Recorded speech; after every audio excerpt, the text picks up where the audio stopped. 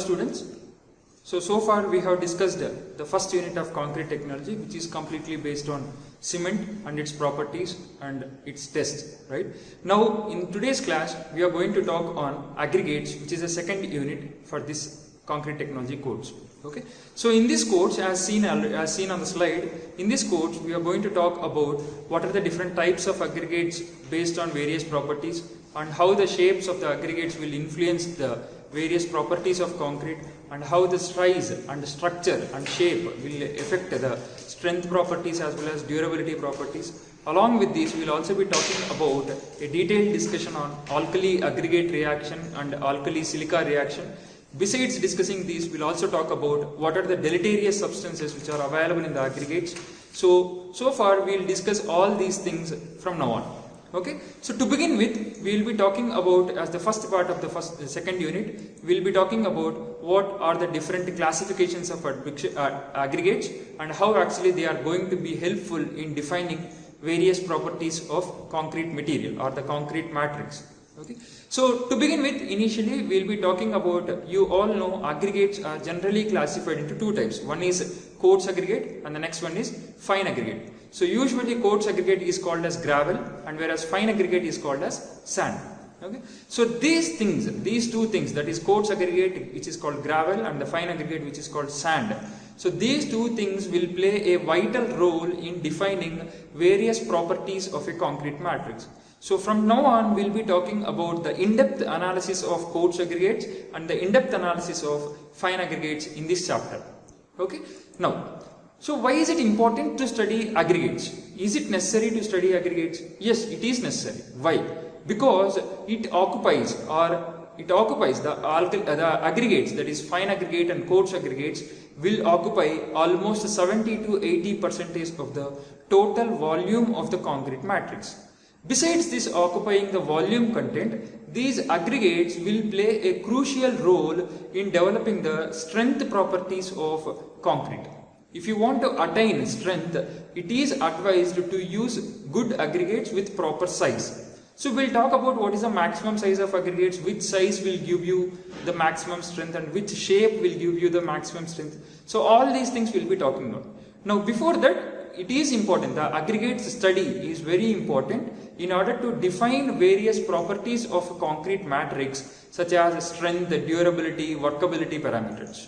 Okay, so the first thing is, it occupies the body of the concrete. If you are attaining a particular body to any concrete member, aggregates are one of the prime reasons which gives body to the concrete. Body in the sense shape, which gives a proper shape to a concrete member or to a structural member. So besides this, as I said earlier, these aggregates will occupy almost 70 to 80% of the total concrete volume. So that means it is playing a vital role, that is the fine aggregate and coarse aggregates are playing a vital role in developing many of the properties which you experience for concrete. Okay, so without these aggregates you cannot say that you are going to get proper strength to the concrete matrix or proper strength to the concrete member. So usually we know that concrete can be considered as a two-phase material. Suppose if you divide the entire concrete, it can be divided into a two-phase material. So the first one is the paste phase and the second one is the aggregate phase. So far in the first unit we talked about the cement paste phase. That is what we have studied in the first unit. So a detailed discussion on cement was carried out, right? Now from now on, whatever we are going to discuss, we will be discussing the second phase, which is called as an aggregate phase. So these are the two phases which are available in any concrete matrix. One is the paste phase, which consists of cement as well as water, and the second one is aggregate phase, which consists of fine aggregates and coarse aggregate. Okay, we'll talk about a detailed way of aggregate phase as the course proceeds. Okay, so the study of aggregates is usually based on various aspects. It is not a single case study based, right? So we have 8 to 12 different studies which are based, which helps for the study of aggregates. Those are these things. So initially the study of the aggregates can be done by using the classification of the aggregates. Then we can study we can do the part of the aggregate study by using the shape, by using size, by using reactions, or by using any of the different types which are mentioned here.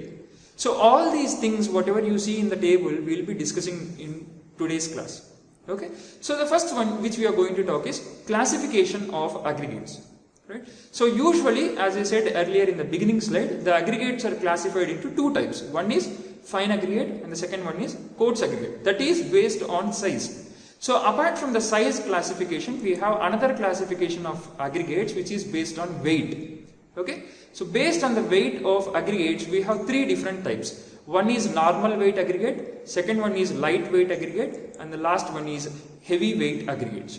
So these are the three classifications of aggregates which are available based on weight of the aggregates. Normal weight, lightweight and heavy weight aggregates.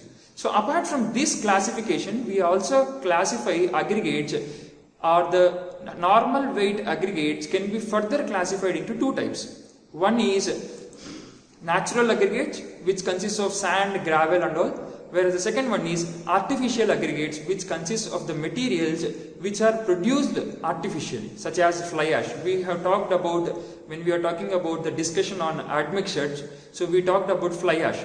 So you can use or you can create aggregates by using fly ash, which are called as fly ash based aggregates.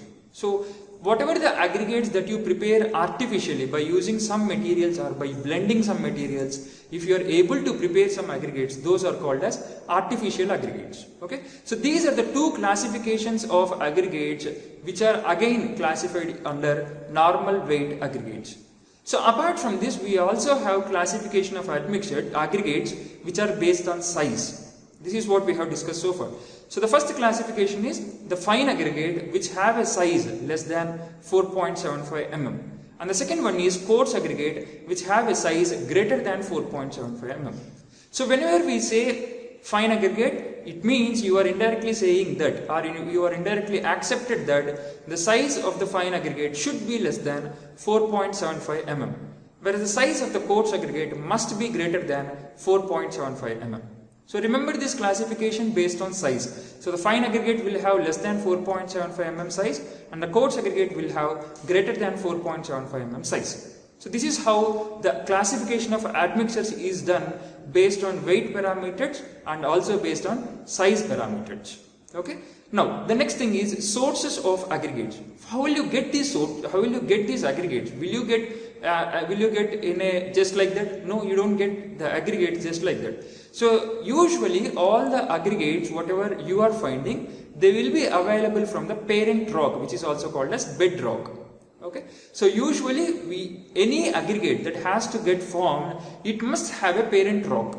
That means it must have a original content of the rock. From these parent rocks, all the aggregates or all the boulders will be converted into stones. Then these stones will be converted into aggregates due to various factors such as weathering action, abrasion action, or the chemical reactions or the physical reactions. All these things will contribute for the production or for the reproduction of aggregates which are available mostly from the parent rock. Right? So now based on mode of formation, the aggregates are of three types. Right? So based on the mode of formation, we have three different types of aggregates. One is igneous rocks, second one is sedimentary rocks, and the last one is metamorphic rocks. So these are the three basic modes of aggregates that are getting formed, or the parent rock that can get formed. The first one is igneous rock, which is formed or which has been forming due to molten magma or lava. So when volcanic eruptions takes place, usually the lava and the magma will come out from the volcanic eruptions, and these magma upon cooling, they convert into a very hard rocks such as granite. So whatever the rocks that are getting formed by using the volcanic eruptions, such kind of rock formation is called as igneous rocks. Whereas the metamorphic rocks are the second classification of rocks which basically form below the seabed. Right? So whatever the rocks that are getting formed below the seabed, such kind of rocks are called as metamorphic rocks. And such kind of rocks are called as sedimentary rocks. Okay? Whereas the last classification is metamorphic rocks. So these metamorphic rocks are usually formed under high heat and high pressure, which a process called metamorphism. Okay? So due to the process of metamorphism, metamorphic rocks are produced. So in this process of metamorphism, it is produced, these kind of rocks are produced under heavy heat and high pressure. Right? So this is how the classification or the mode of formation of different rocks which are available, that is igneous, sedimentary and metamorphic rocks. Right. Now we'll talk about what is the size of aggregates, what should be the size of aggregates when you use for the preparation of concrete. Right. So the first question is, what is the maximum size of aggregates that is used for the preparation of concrete?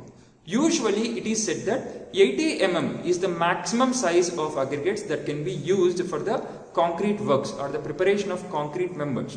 So you cannot use aggregates which have size more than 80 mm. It affects various properties, such as it gives high amounts of void ratio, or it affects strength, or it also affects the workability properties along with durability parameters. So the maximum size of aggregates which is preferred for the construction activities is 80 mm. This is the maximum size. Now the question is, are large size aggregates useful? Are they giving any amount of extra benefits? Yes, they give extra benefits. So by using large size aggregates, the following are the benefits which you can use. The first one is, you can reduce the amount of cement content. Right? Whatever the cement that is required, if you use large size aggregates, you can reduce a little to medium extent of cement content can be reduced. Along with that, you can also reduce the amount of water which is required. Right? This is one of the basic advantage of using large size aggregates. It helps, the large size aggregates helps to reduce the cement content, and it will also help to get the water requirement, or to reduce the water requirement. The second property is, it helps for the reduction of the shrinkage property, that is drying shrinkage property. Shrinkage means, you all have an idea, that means it's a volume change. So when you place a concrete member which is exposed to sunlight, or which is exposed to natural climate, there is a chance that some kind of reduction or some kind of change in volume will happen. So if you use a large size aggregate, it is said that a particular amount of drying shrinkage can be reduced if you use larger size aggregates. Now the next parameter is, when to use maximum size of aggregates. Okay, you cannot use the highest possible size of aggregates at all the times. There are some specific conditions which can be used where the highest possible size aggregates are preferred. The first case scenario is when the thickness of the section is huge. Right? So remember, when the thickness of a member or when the thickness of a structural member is huge, then only you can go for large size aggregates. Suppose, say for example, if the thickness of the member is only 150 mm. Right? Say for example, if the width of the beam is only 200 mm or 150 mm. At those places you cannot use the highest possible maximum size of aggregates, that is 80 mm size you cannot prefer, because it occupies most of the volume of the concrete element or the concrete member.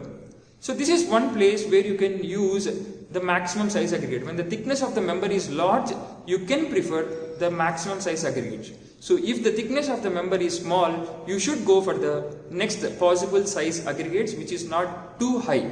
Okay.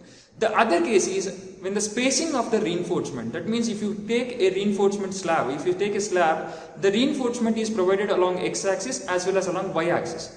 If the distance between the two reinforcement is very large, then you can prefer, or then you can suggest, as an engineer you can suggest to use for the large size aggregates. If the spacing between the reinforcement is very small, you should not advise, as an engineer it is not advised to go for the selection of large size aggregates. And the third important parameter is when the clear cover is also large. Clear cover is actually a distance between extreme bottom of the slab or extreme bottom of a beam to the center of a reinforcement bar, that is called as clear cover. Okay, so when the clear cover is also large, so at those places you can prefer the large size aggregates. Okay, now the most important phenomena or the most important property is, when you satisfying all these conditions, then only you can go for the selection of large size aggregates. Until or unless these conditions are not getting satisfied, you should not suggest the usage of large size aggregates. But most of the times, as per the Indian standard codes, it is advised that the maximum size of aggregates should not be greater than 1/4 of the minimum thickness of a member. Okay, so always remember, the maximum size of an aggregate should not be greater than 1/4 of the thickness of a member. So this is basically used in RCC constructions. Suppose, say for example, you have the maximum size you wanted to use maximum size of aggregates, but you don't know how to select the maximum size of aggregates. So at those places, Indian Standard Code says that the maximum size of aggregates should not be greater than 1/4 of the thickness of the member. Suppose, say for example, you assumed the thickness of the member as 200 mm. So what is the maximum size of aggregates you will use for a member which has a size or which has a thickness of 200 mm? That means you should use a size of aggregate as 1/4 into 200. So that gives you almost 50 mm. So the 50 mm is the maximum size of aggregate you should use when the thickness of the member is 200 mm. So likewise, you can calculate when the thickness of the member is 100 mm. So the maximum size of aggregate you can use or you can suggest is based on 1/4 times of 100. It comes somewhere between 25. Okay. So this is the one condition which you have to remember when you are solving or when you are deciding the size of aggregates for any RCC construction works. Okay. Now, the other important parameter is for reinforced concrete construction works, the maximum size of aggregate is limited to 20 mm. So it is always advised to not go beyond 20 mm if you are taking an active part in the construction of any RCC works or any RCC buildings. Okay. So always remember, the condition to be satisfied is the maximum size of aggregate should not be greater than 1/4 of the thickness of the member. This is as per Indian Standard Code. But in generally, that is in site conditions, the maximum size of aggregates is limited to 20 mm. Don't go, or it is not advised to select aggregates which are having more than 20 mm size. This affects a lot on various properties. That we'll check down as the slides proceed. Okay. So always remember, the maximum size of aggregates is limited to 20 mm in RCC works. But what actually the Indian Standard Code says is it should not be greater than 1/4 of the thickness of member. This is all about the size of aggregates or the selection of the size of aggregates for the construction works. Now the next important thing is shape of aggregates. Why is it important? Is it important to study the shape of aggregates? Yes, it is important. It plays a vital role in defining the bonding properties or in defining the strength properties of aggregates. We have different shapes of aggregates. Usually you must have seen only 1 or 2 different shapes of aggregates. We have 4 different shapes of aggregates. We'll talk about that. So why is it important to study the shape of aggregates? The prime reason is it affects the workability condition of a concrete. Right? So if the size of aggregates or if the shape of aggregates is not in a proper way, it directly affects the workability of concrete. Workability means you don't get the duration or the durable concrete. It doesn't give proper workability nature. Right? So that's how the shape of aggregates will affect the workability property of the concrete matrix. Now the next question is what it defines the shape, what it takes to define the shape. So usually in order to define the shape of aggregates, it is said that the parent rock is one of the most important thing which defines the shape of aggregates. Okay, so always remember, it is the parent rock that defines the shape of aggregate. So along with that, it is also the crusher. Suppose you took a boulder, you took a large stone or you took a large boulder, and if you want to crush these stones into small pieces, so the mode of compaction or the mode of crushing will also play a vital role in defining the shape of aggregates. Right? So the parent rock is one parameter and the other parameter is the type of the crusher. So how you are going to crush the aggregates will also define the shape of aggregates. Okay? Now the next important thing is how the classification of aggregates is done based on shape. Right? So the aggregates are classified based on shape into different ways. The first one is rounded aggregates, next one is irregular or partly rounded aggregates, the third one is angular aggregates, and the fourth one is flaky aggregates, and the last one is elongated aggregates. So these are the 5 different shapes of aggregates based on the shape. Okay, so the classification of aggregates based on shape are classified into 5 types. One is rounded, second one is partly rounded, third one is irregular, and the fourth one is flaky, and the last one is elongated aggregates.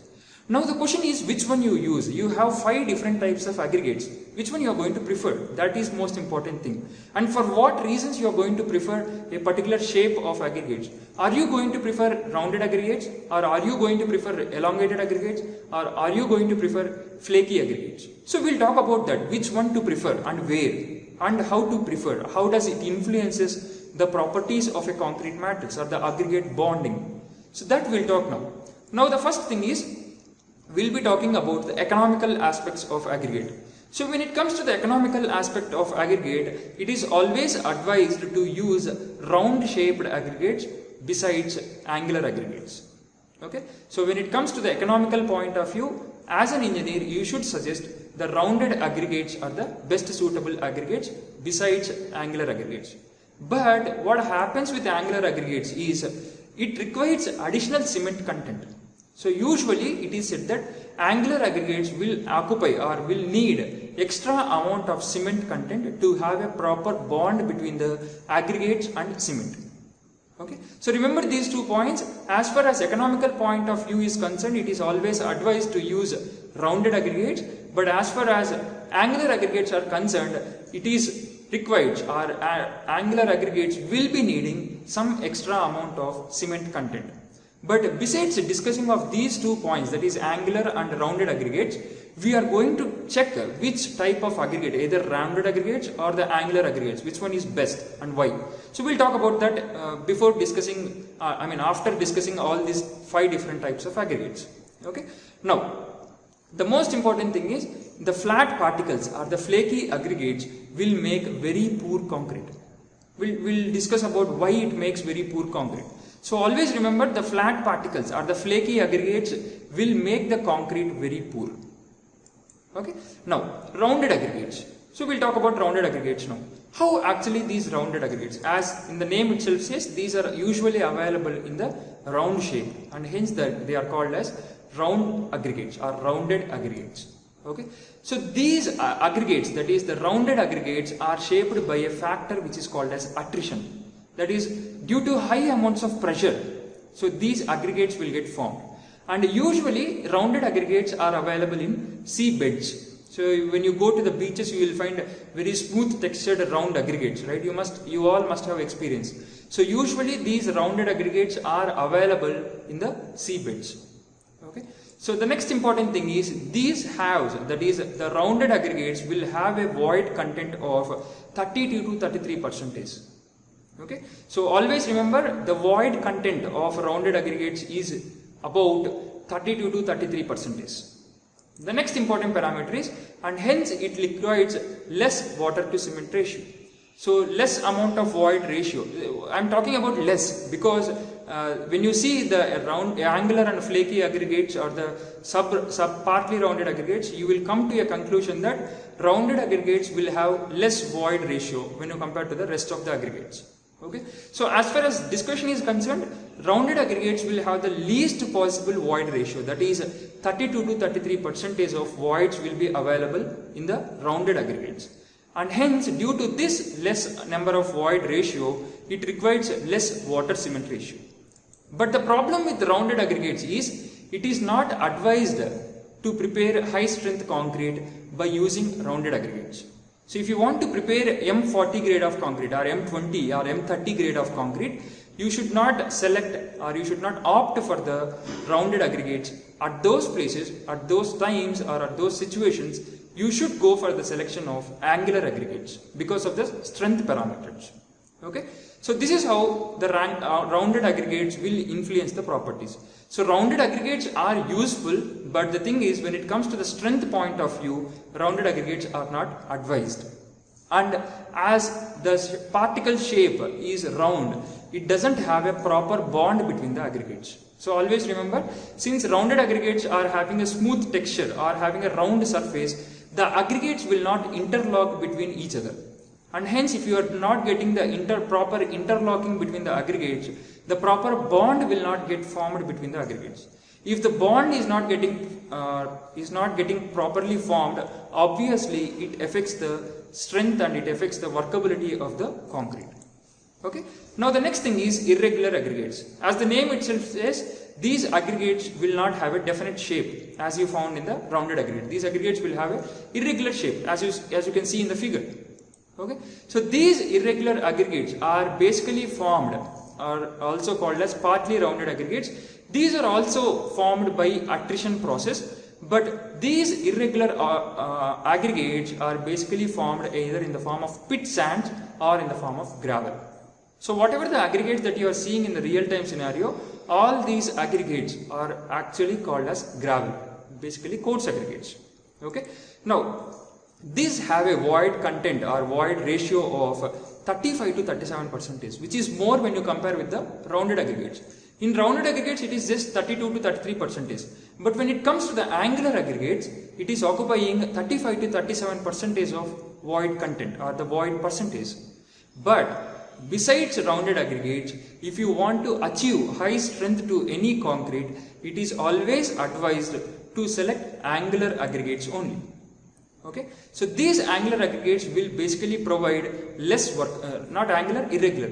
So these irregular aggregates will basically provide less workability when compared to the rounded aggregates. So as far as workability parameters are concerned, irregular aggregates will provide less workable besides rounded aggregates. Okay, so along with that, the bond strength is slightly higher than the rounded aggregates. As I said earlier, rounded aggregates will have a smooth texture, and this smooth texture will not help the aggregates to interlock or to create a bond. The rocks or the aggregates will skip away from the surfaces. But whereas irregular aggregates will have little rough texture, and due to this rough texture, the aggregates will properly interlock. That again, that is in comparison with the rounded aggregates. Okay, when you compare rounded aggregates and irregular aggregates will have better interlocking capacity or better bonding capacity. Okay. And the next one is angular aggregates. As the name itself suggests, these aggregates will usually available in the form of angle shape. They have a particular angle at the edges or at the corners of the aggregates.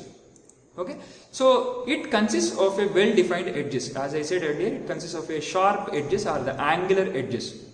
And the next thing is, it consists of highest amount of void ratio than any other shape of aggregates. That is, it consists of 38 to 45% of void ratio.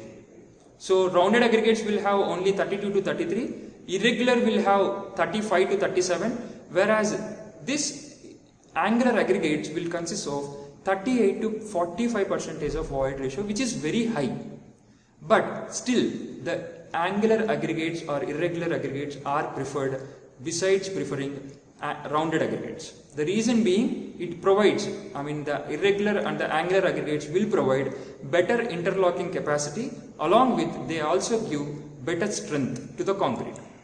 Okay, this is what the reason is. They give 10 to 20% more compressive strength when you compare with the rounded aggregates, and they are stronger. So if you are having strong aggregates, that means your concrete member will also possess high amounts of strength. So for this reason, you are going to prefer angular aggregates besides rounded aggregates. Okay, so the next important thing is flaky aggregates. Usually these flaky aggregates will be very thin. Okay, so the width to thickness ratio will be very small when you compare to the length. So the length of these aggregates will be very large, but the width and the thickness will be very small. Such kind of aggregates are called as flaky aggregates. That is what it is said here.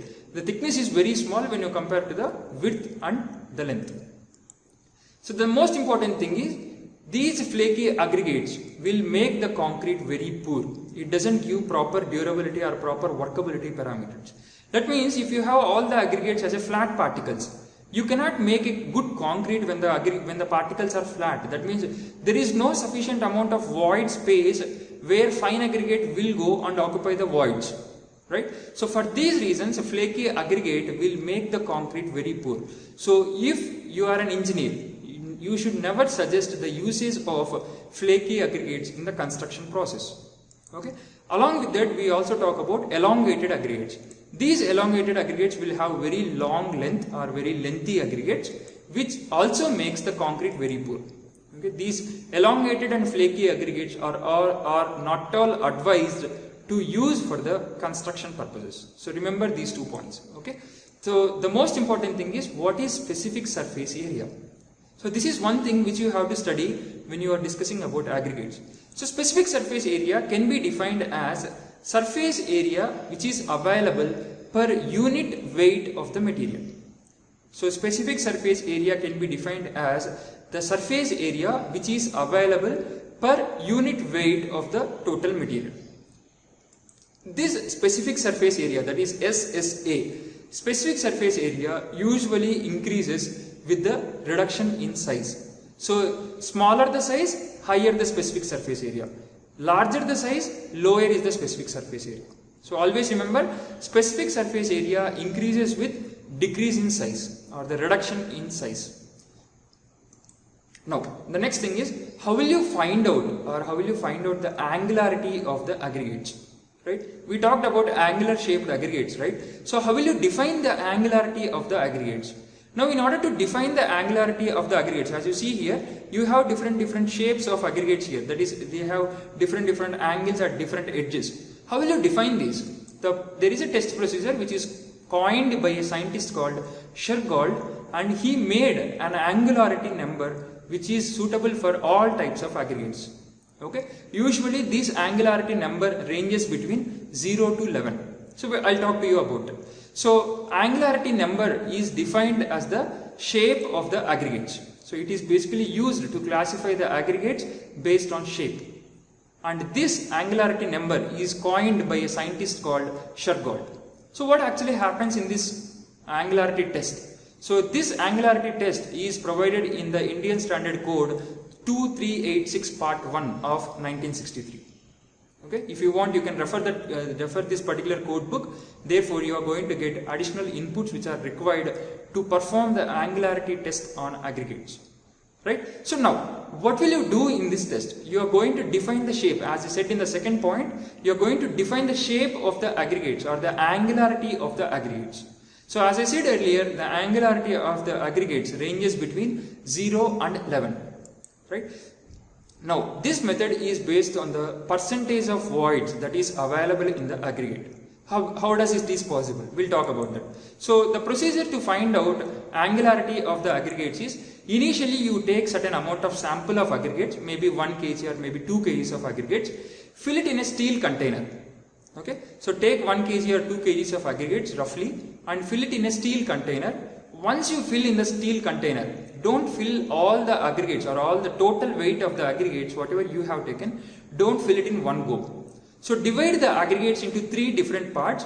Fill the first layer, first part of the aggregates or the first composition of the aggregates, and give 100 times of compaction effort, or give 100 times of blows by using a rod which is called as tamping rod.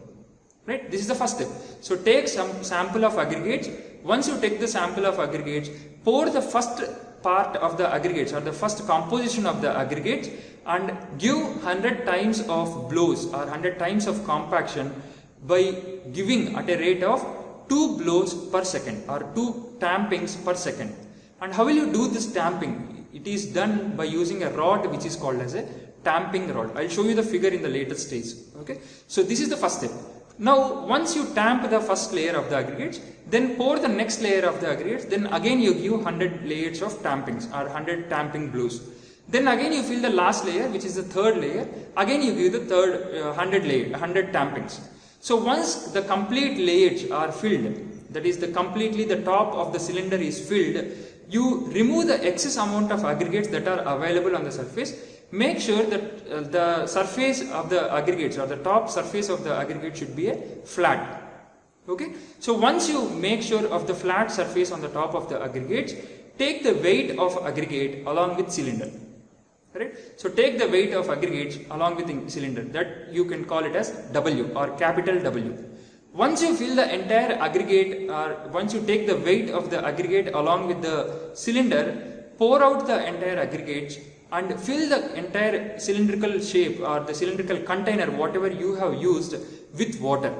And again take the weight of that particular mass, that is weight of water with weight of the cylindrical sample. So once you took the weight, that you can call it as W or small w, which is water content.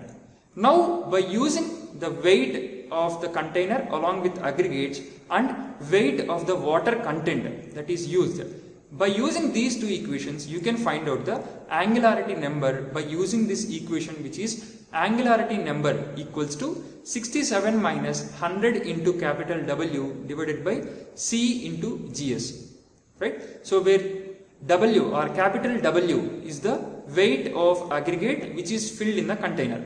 Okay, you had given 3 layers with 100 blows, right? So that is the weight, capital W. Where C is the amount of water that is required or that is filled in the cylindrical sample or the cylindrical mold, not sample, cylindrical mold. And GS is the specific gravity of the aggregates. Okay, so remember, this is the formula which you can use to find out the angularity of aggregates, that is 67 minus 100 into capital W upon C into GS, where capital W is the weight of aggregate with container, whereas C is the weight of water which is required to fill in the cylindrical container, and GS is the specific gravity of aggregates. Why is it important to do the angularity test? As we discussed earlier, it defines the shape of aggregates, right? So the normal aggregate that is suitable for the construction should have an angularity number between 0 and 11. This also we discussed, right? So usually it is said that angularity number 0 represents most practicable rounded aggregates, and the angularity number 11 represents the most angular aggregates. Okay, so angularity number 0 represents rounded aggregates and angularity number 11 represents the irregular aggregates or the angular aggregates. So this is how the importance of angular aggregates lies, right? So you can check down the round, when the angularity number is 0, you can also see the void percentage is 33, and when the angularity number is 11, the void content is 44%, which is high.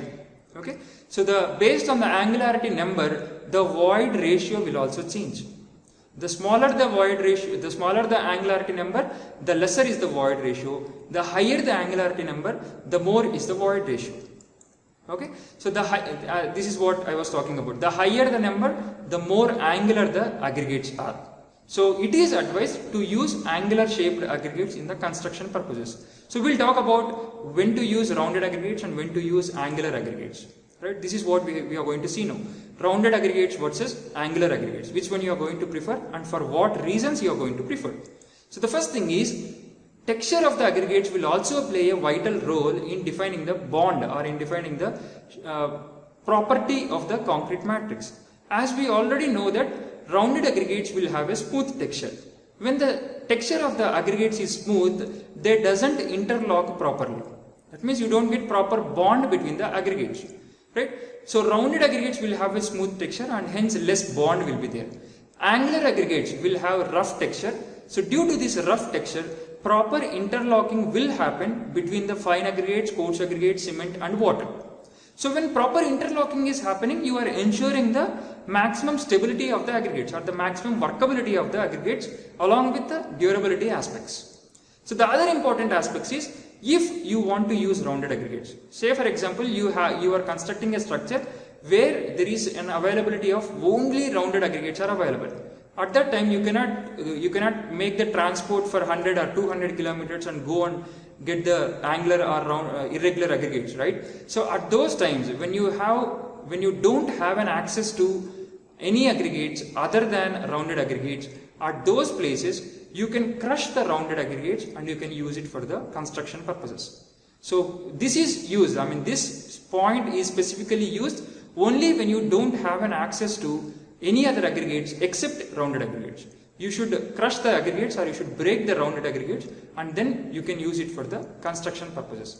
The other important aspect is, for a water cement ratio below 0.4%, below 0.4, when the water cement ratio is less than 0.4, crushed aggregates results in 38% more strength.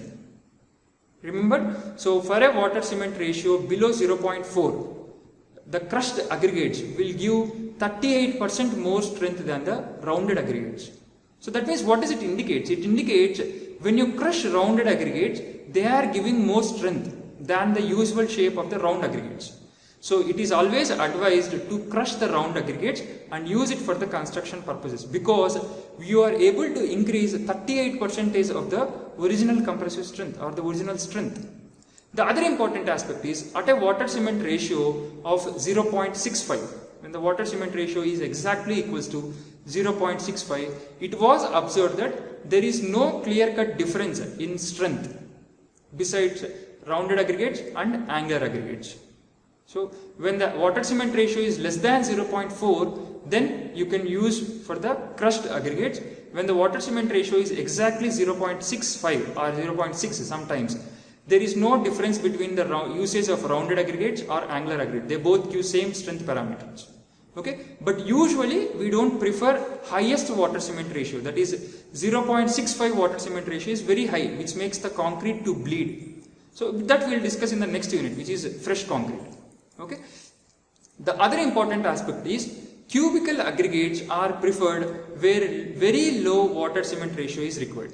Cube shaped aggregates are preferred where you find very low water cement ratio is required. At some places, like deserts or the places where there is a scarcity of water, you don't find heavy amount of water there. So when during such conditions, you can opt for the cubical shaped aggregates, which requires less amount of water to cement ratio. Okay. Now, the other aspect is angular aggregates are superior to rounded aggregates. We are going to prefer angular aggregates besides rounded aggregates because of two main reasons.